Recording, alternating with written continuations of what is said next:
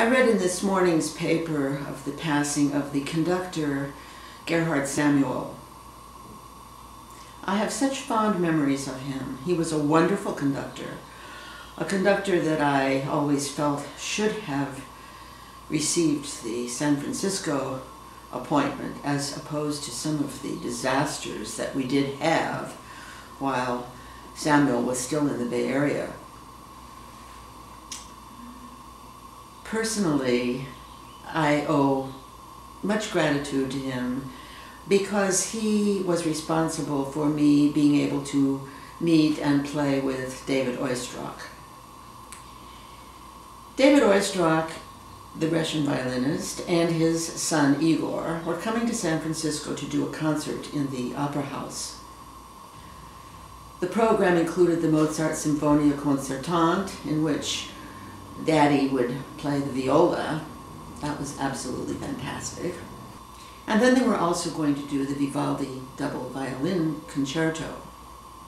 This calls for a harpsichord continuo part.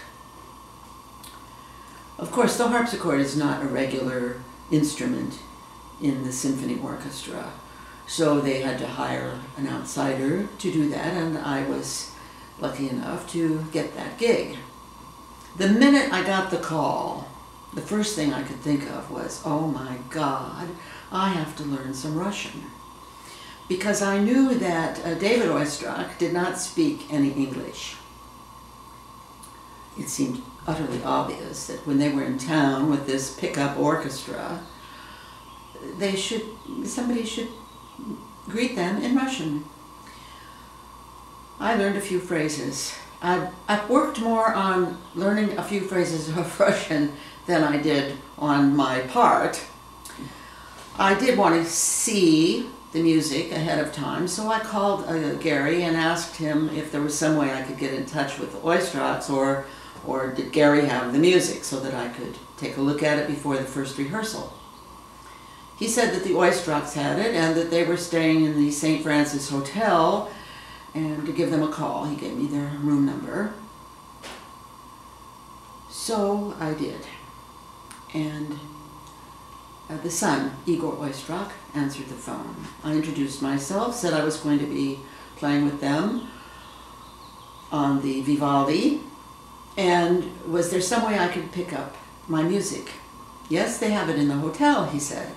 My dad's got it. Just hang on a second, I'll check with him and we'll arrange to get it to you. Just a moment, please. I could hear him go and speak, and then I could hear him come back, but there was just silence. He was sitting there, I was sitting here, and there was this long silence, and I realized that now was the moment. So I said with quite a bit of nervousness, "Как ваше здоровье?" Well, he was utterly astounded. That meant, "How are you?" And he went on a long spiel of Russian. Of course, I didn't understand a word of it.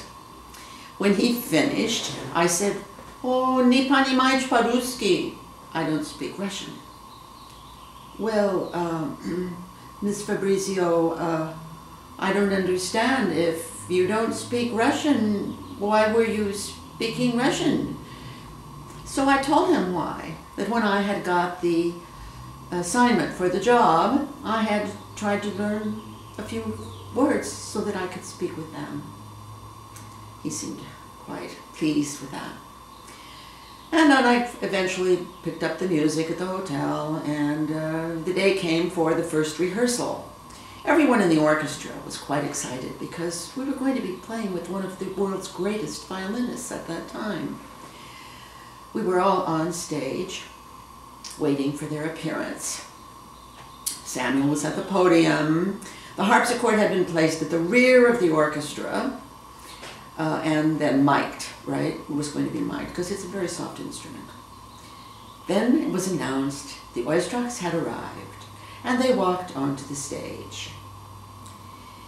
They walked in front of the string section, and then they wended their way through the orchestra back to the back of the stage to me to shake my hand. the orchestra was agog. I mean, why Margaret? Why are they doing this for Margaret? I mean, she's playing this little harpsichord part. Why is she getting this kind of attention? Every rehearsal, my hand was kissed by the Oistrachs, and they wrote me a quite nice little autograph on the program at the conclusion. They told me that in all of the experience of their playing with orchestras in America, no one had ever taken the trouble to learn any Russian phrase to say to them. I still find that so odd.